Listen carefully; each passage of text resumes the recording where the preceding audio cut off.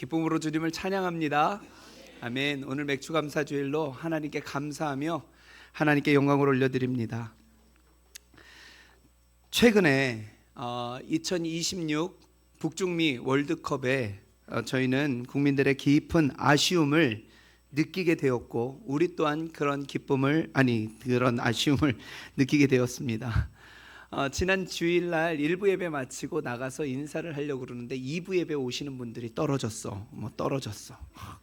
그거 알아? 떨어졌어. 그러면서 이렇게 들어오시는 소리를 듣게 되었습니다. 저는 이제 예배를 인도하기 때문에 그 상황을 잘 모르니까 떨어졌다는 이야기를 듣고 아쉽다 생각을 했습니다. 결국 대표팀이 조별리그 탈락을 이제 하고 상황에 대해서 축구 전문가들이 공통적으로 지적한 원인에 대해서 뭐라고 이야기를 했냐면, 좋은 선수는 있었지만 상대를 무너뜨릴 만한 감독의 핵심적인 전술이 부족했다라고 이야기를 합니다. 스포츠에서 전술이라고 하는 것은 그냥 기술적인 것이 아니고 그 승패를 가를 수 있는 매우 중요한 것이라는 것을 우리는 이번 월드컵을 통해서 보게 되었습니다. 문득 이 말씀을 준비를 하다가 얼마 전에 청년부 수련회에 갔다가 우리 청년들과 서바이벌 게임을 했던 게 생각이 났습니다. 제가 한 팀에 두 팀으로 나눠가지고 우리 청년들을 두 팀으로 나눠서 한 팀에는 제가 팀장이 되고 다른 팀에는 우리 이영기 청년이 팀장이 돼가지고 그 의욕 넘치게 이제 게임을 시작을 했습니다. 그래서 총 5번의 게임을 했는데 저희 팀이 4패를 했습니다. 5번을 싸웠는데 4번을 졌다는 거예요. 상대의 치밀한 전략과 전술 앞에서 저희는 아무 힘도 쓰지 못하고 이렇게 판판이 무너지게 되었습니다. 게임이 끝나고 저를 바라보던 우리 팀의 청년들의 그 눈빛을 아직도 잊어버릴 수가 없습니다. 목사님의 전략이 부족해서 우리가 졌습니다. 그런 눈빛이었어요. 그래가지고 제가 그때부터 우리 이영기 청년을 사랑스럽게 보지 못하게 되더라. 마음이 그렇습니다. 이게 뭔가 좀 그래야 되는데 저 녀석 때문에 제가 졌구나 이런 생각 때문에. 자, 그런데 이 작은 게임 하나로도 리더의 전술과 전략이 얼마나 중요한지를 뼈저리게 느끼게 되었는데, 이 대표팀의 경기, 그 스포츠에서 이 전략이 얼마나 중요한가를 우리는 느낄 수 있습니다. 그런데 사실 오늘 말씀을 보니까 우리의 인생도 마찬가지더라는 거예요. 그리스도인의 삶은 평화로운 산책길을 걸어가는 것이 아닙니다. 우리가 그리스도인으로서 살아가는 것, 우리의 신앙생활을 가지고 살아가는 것은, 신앙을 가지고 살아간다는 것은 그냥 산책길을 걸어가는 평안한 삶이 아니더라는 것입니다. 하나님의 나라, 그리고 어둠의 권세가 한 채의 양보도 없이 마주치고 치열하게 전투를 하는 그 영적 전쟁터에서 살아가는 것이 바로 우리의 신앙생활이라는 것이죠. 사탄은 지금도 우리의 가정을 흔들고 있고 우리의 일터를 공격하고 있고 우리의 믿음을 계속해서 흔들고 있습니다. 이 험한 싸움에서 승리하기 위해 하나님의 백성에게 필요한 것은 하나님의 전략이더라는 것입니다. 오늘 본문은 영적 전쟁의 총사령관이신 예수님께서 이제 막 세상으로 실전 경험을 하기 위해 나아가는 제자들을 향해 직접 가르쳐 주신 하나님 나라의 전술, 전략에 대해서 이야기를 하고 있습니다. 단순히 전도를 보내며 그들에게 전도할 수 있는 요령을 알려주는 것이 아니라 오늘 본문을 통해서 영적 전쟁의 승리를 위해 하나님의 전략이 무엇인지, 그리고 그 전략에 순종할 때 어떤 일들이 일어나는지를 알려주고 싶으신 것이 바로 오늘 본문의 내용이더라는 거예요. 첫 번째입니다. 연합과 화력의 전술, 혼자가 아닌 동역으로, 내 힘이 아닌 기도의 권능으로 싸우라 입니다. 하나님이 던지신 첫 번째 전술은 우리의 상상을 뒤엎고 있습니다. 지난주 우리는 예수님께서 고향 나사렛에 가신 이야기를 들었습니다. 고향 나사렛에 갔는데 그 고향 사람들이 예수님을 환대하고 받아들인 것이 아니라 배척하고 거절했다는 것을 이야기를 들었어요. 근데 예수님께서는 고향에 가면 내가 배척을 당하고 거절을 당할 것이라는 것을 이미 알고 계셨습니다. 왜 그러냐면 두 번째 가시는 것이었거든요. 첫 번째 갔을 때 이미 배척을 당하고 거절을 당했습니다. 그런데 그럼에도 불구하고 두 번째 그 길을 똑같이 가신 거예요. 근데 이번에는 혼자 가시지 않고 제자들을 데리고 가셨습니다. 아니, 배척받고 거절당할 그것을 알고 있음에도 불구하고 제자들까지 데리고 가신 이유가 무엇일까?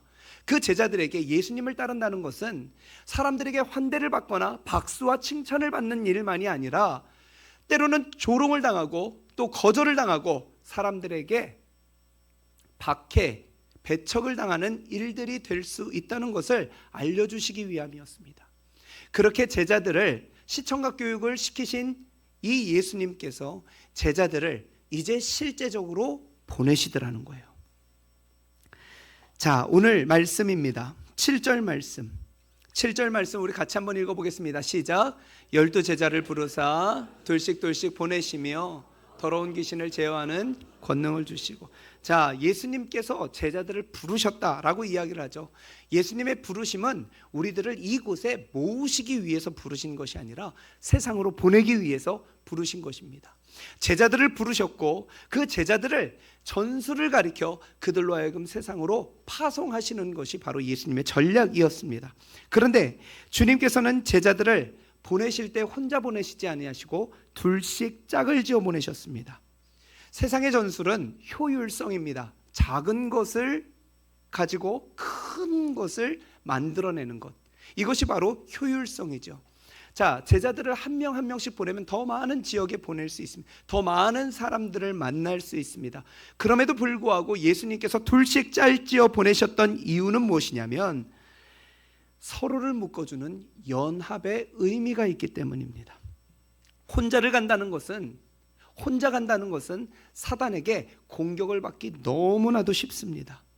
공격을 받은 그 제자들은 쉽게 낙심을 하고 넘어지게 될 수밖에 없습니다. 그런데 둘이 함께 가면 한 사람이 넘어져도 한 사람이 이렇게 세워주고 한 사람이 힘을 잃으면 그 다른 사람이 그를 위하여 기도해 줄 수 있어요. 영적인 일이라는 것은 함께 세워져 가는 것, 연합입니다. 그것이 바로 하나님께서 제자들에게, 예수님께서 제자들에게 주신 첫 번째 전술, 연합의 전술이더라는 것입니다. 또한 예수님께서는 이 제자들을 보내실 때 그냥 보내시지 않으시고 더러운 귀신을 제어하는 권능을 주셨습니다. 우리가 파송받는 세상은 영적인 전투가 치열하게 일어나는 곳이라고 말씀드렸습니다. 그러니 우리의 지혜나 우리의 힘을 가지고 그 영적인 전쟁에서 승리할 수 있기가 참 쉽지 않습니다. 그런데 하나님은 능력이 많으셔 그 영적 전쟁에서 반드시 승리하시는을 믿습니다. 그렇기 때문에 우리 제자들에게, 우리 성도들에게 가져야 할 가장 강력한 무기는 내 능력이나 나의 열심이 아니라 오직 기도라는 것입니다. 예수님께서 훗날 제자들이 귀신을 쫓아내지 못해 쩔쩔매고 있을 때 승리의 절대 전술, 승리의 절대 비결에 대해서 알려주시는데 그것이 무엇이냐면 마가복음 9장 29절 말씀입니다. 우리 같이 한번 읽겠습니다. 시작. 이르시되 하시니라. 아멘. 여기서 기도. 자, 마가복음의 다른 사본을 보면 기도 옆에 금식이라는 단어가 같이 붙어 있습니다. 예수님께서 기도라고 이야기를 하셨지만 금식이라는 의미도 담고 있다는 것이죠. 자, 금식이 무엇입니까? 사람은 밥을 먹고 살아가는, 그래서 힘이 나는 밥심으로 사는 사람들입니다. 그죠? 그런데 이 음식을 끊는다는 것은 무엇을 의미하느냐면 주님, 내게는 이 문제를 해결할 능력이 나에게 없습니다. 내 힘의 근원을 끊습니다. 나에게 힘을 주는 그 근원을 끊습니다. 밥을 끊습니다. 오직 주님의 능력만 의지합니다. 그 크신 능력으로 내 삶의 하나님의 능력으로 해결하여 주시옵소서라는 항복의 선언과 항복의 태도가 바로 금식이더라는 거예요. 내 힘을 내려놓습니다. 나의 힘의 공급을 내려놓습니다. 하나님께서 내 삶을 책임져 주셔야 됩니다 라는 고백이에요. 기도는 내 힘을 빼는 것이고 주님의 권능을 붙잡는 것입니다. 그러할 때 원수의 진영은 무너지게 될 줄 믿습니다. 이것이 두 번째 전략인 주님의 화력에 집중하는 전략입니다. 내 화력으로는 승리할 수가 없습니다. 내가 가진 무기로는 승리할 수가 없습니다. 그러니 하나님이 가진 화력으로, 하나님의 화력으로 승리하기를 간절히 소원합니다. 그렇기 때문에 성도는 기도로 무장해야 되는 것입니다. 자, 두 번째입니다. 복음로 차단 전술입니다. 예수님께서 우리에게 가르쳐 주신 복음로 차단 전술, 세상의 복음로를 끊고 오직 하늘의 공급자만을 신뢰하라입니다. 두 번째로 예수님은 상식을 뛰어넘는 이상한 전술, 지침을 내리시게 됩니다. 우리 10절, 9절, 8절, 9절 말씀 우리 같이 한번 보겠습니다. 8절, 9절 시작. 명하시되 여행을 위하여 지팡이 외에는 양식이나 배낭이나 전대 돈이나 아무것도 가지지 말며 두 벌 옷도 가지지 말라. 아멘. 여행을 떠나는데 예수님께서 명령하시는 것이 너희는 양식이나 배낭이나 전대 돈이나 아무것도 가지지 말고 두 벌 옷도 가지지 말라. 오직 신을 신고 신발을 신고 지팡이를 가지고 출발하라 라고 이야기를 하십니다. 왜 이러한 명령을 하셨을까? 철저한 의존을 가리키기 위함이었습니다. 하나님 나라는 많이 가진 사람이 강한 군사가 아니고 하나님을 강하게 의지하는 사람이 강한 군사라는 것을 알려주시고자 하셨던 것입니다. 신발을 신고 지팡이를 잡은 제자들의 모습을 생각해 보십시오. 출애굽기 12장 11절 말씀을 보면 이런 말씀이 있습니다. 너희는 그것을 이렇게 먹을지니 허리에 띠를 띠고 발에 신을 신고 손에 지팡이를 잡고 급히 먹으라. 이것이 여호와의 유월절이니라.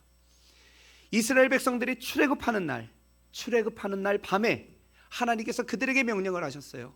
너희는 신을 신고 손에 지팡이를 집으라. 오늘 제자들의 모습과 동일한 모습입니다. 자, 제자들은, 아니 이스라엘 백성들은 애굽을 떠날 때 아무것도 가지지 않았습니다. 신만 신고 그리고 지팡이만 짚고 하나님께서 급하게 출발하라 라고 이야기를 해서 아무것도 가지지 않고 출발했습니다. 그런데 이 이스라엘 백성들의 광야의 40년의 생활을 한번 생각해 볼까요? 그들은 광야에서 농사를 짓지 않았습니다. 물을 얻기 위해서 우물을 파지도 않았습니다. 또한 옷을 만들어 입지도 않았습니다. 그런데 어떠한 일들이 일어났냐면 하나님께서 만나와 메추라기로 그들에게 양식을 보내주셨고 반석에서 물을 내심으로 그들의 모든 갈증을 해결해 주셨고 그들의 옷은 헤어지지도 그들의 신은 그들의 발은 부르트지도 않게 하시더라는 것이에요. 하나님이 친히 그들의 완벽한 공급자가 되어주셨고 완벽한 공급로가 되어주신 줄 믿습니다. 야고보서 1장 17절 말씀 우리 같이 한번 읽어보겠습니다. 시작. 온갖 좋은 은사와 온전한 선물이 다 위로부터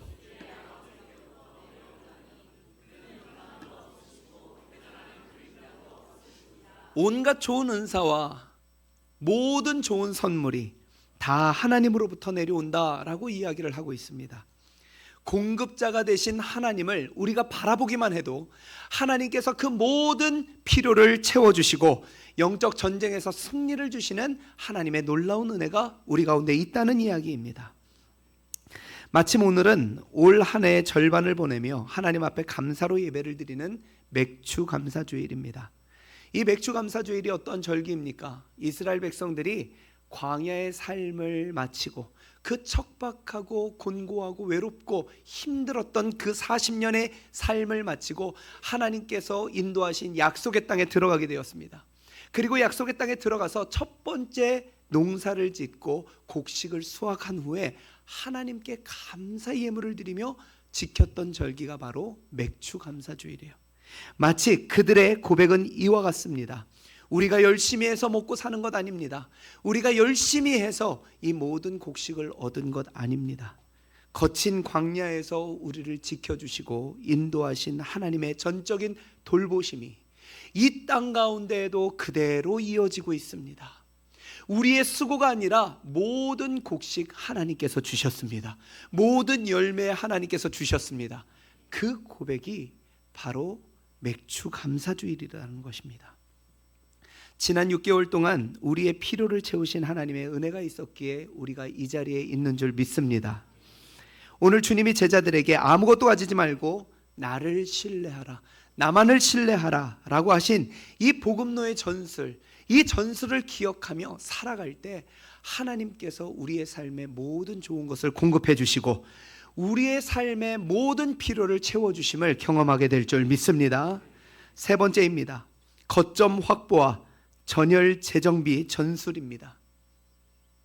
영적 공감의 가정을 세우고 거절의 상처는 털어버려라 입니다.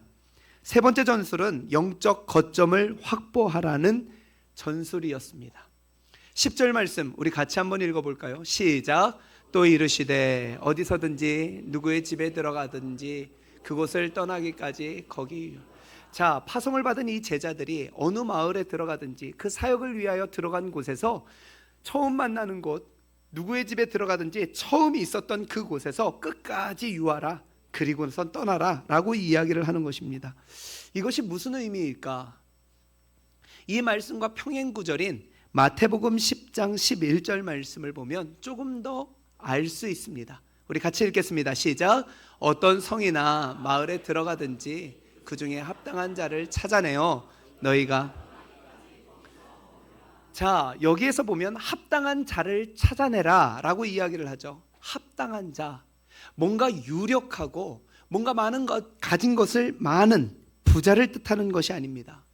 나를 책임져 줄 수 있고 나에게 모든 것을 제공해 줄 수 있는 넉넉한 사람을 찾으라는 이야기가 아니라 하나님 나라의 가치를 알고 복음의 소명을 깊이 이해하고 있으며 영적으로 공감하고 영적으로 소통할 수 있는 사람을 찾으라는 이야기입니다.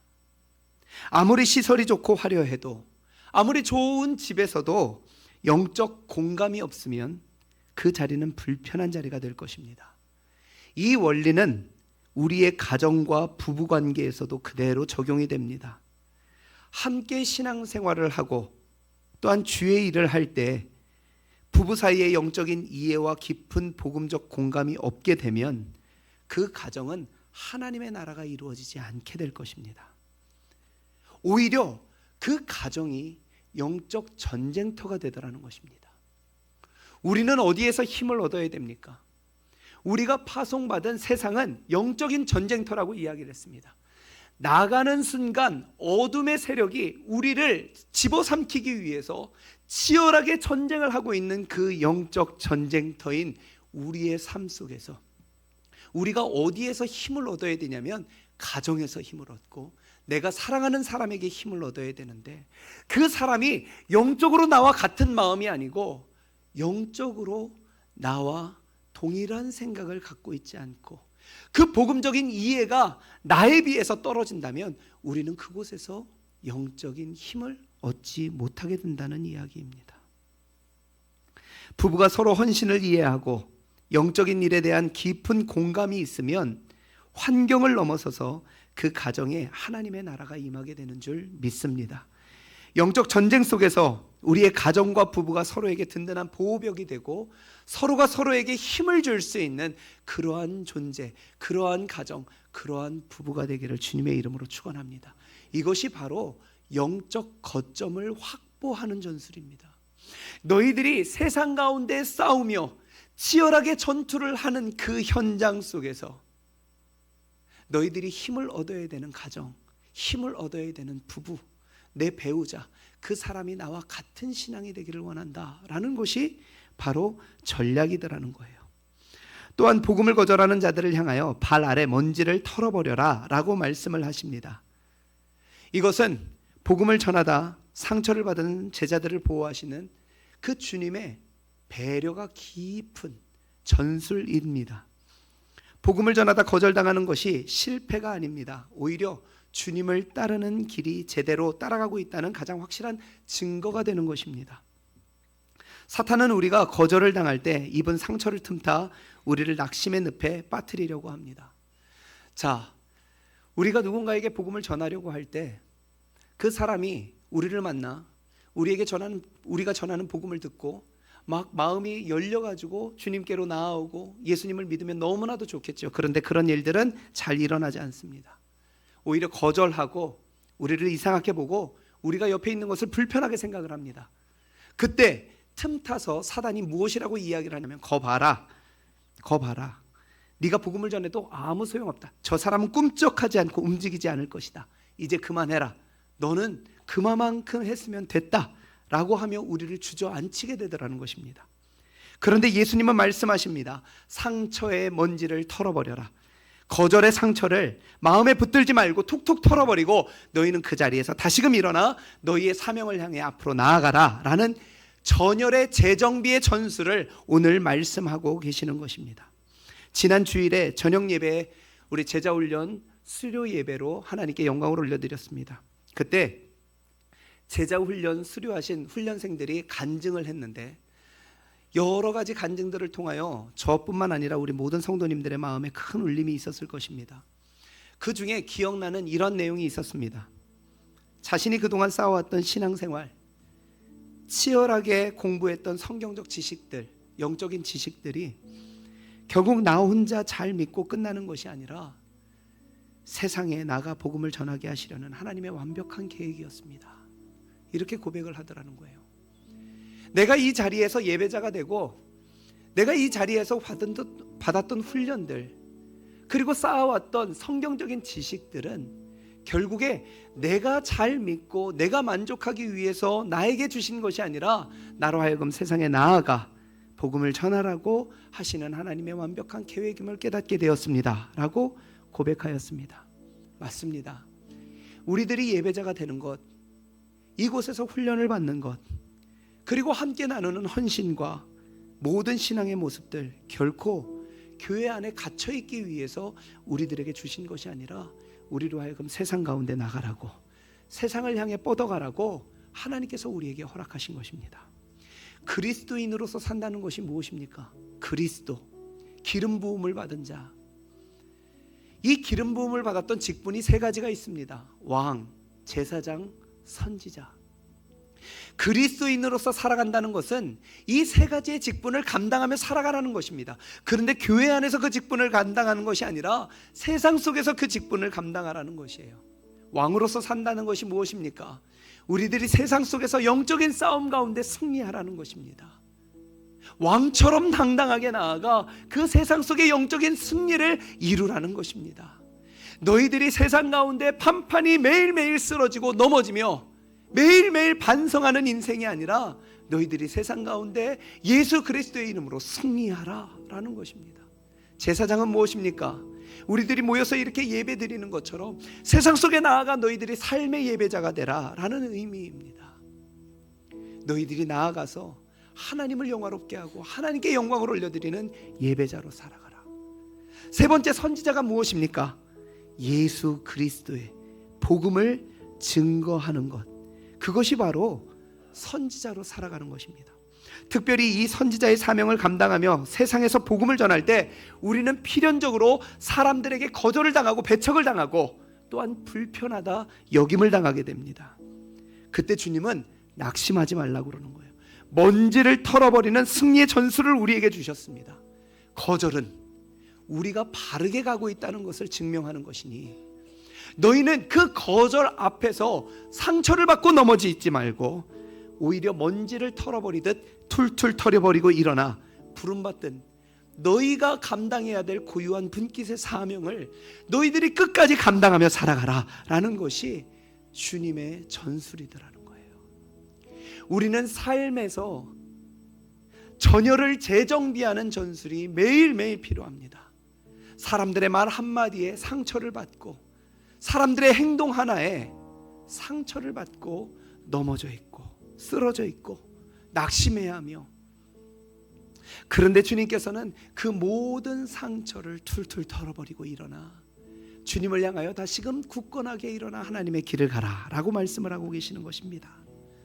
사랑하는 성도 여러분, 철저하게 준비된 전술과 순종이 얼마나 위대한 승리를 가져오는지 우리는 잘 알고 있습니다. 2002년 월드컵 때 우리는 지금도 그때의 기억을 회고하고 있습니다. 객관적인 전력은 약세였습니다. 그런데 히딩크 감독이 심어놓은 두 가지의 전술, 강력한 체력 그리고 전방위적 압박, 이 두 가지의 전술에 온 성도들이 한마음이 되어서 순종하였더니 결국 세계를 놀라게 하는 4강의 신화를 만들어내게 되더라는 거예요. 오늘 말씀의 마지막을 보십시오. 엉성하고 부족했습니다. 가는 곳마다 예수님께 지적을 받고 예수님께 질책을 받았던 제자들입니다. 그런데 이 제자들이 예수님의 전술 지침에 온전히 순종하여 세상에 나아갔을 때 어떤 일들이 일어났는지 우리 말씀을 통해 보겠습니다. 12절 13절 말씀입니다. 같이 크게 읽겠습니다. 시작. 제자들이 나가서 회개하라 전파하고 많은 병자에게 기름을 발라 고치더라. 전파하고 또한 쫓아내며 고치더라. 전파하였더니 쫓아짐이 일어나게 되었고 고침의 역사가 일어나게 되었습니다. 하나님의 완벽한 승리가 사역의 현장 가운데 나타나게 되더라는 것입니다. 지난 6개월 동안 신발과 지팡이 하나만 쥐어 보내주시고도 우리의 복음로를 책임지셨던 에베네셀의 하나님이 우리의 하나님이심을 믿습니다. 만나와 메추라기로 우리의 삶을 채우시고 인도하신 하나님의 신실하신 돌보심이 우리와 함께 하였음을 우리가 이 자리를 통하여 고백합니다. 그리고 그 주님은 오늘 이 맥주 감사주일 아침 이 이른 시간에 우리를 다시 세상이라는 영적 전방으로 파송하십니다. 그러며 6개월이라는 시간을 살게 하십니다.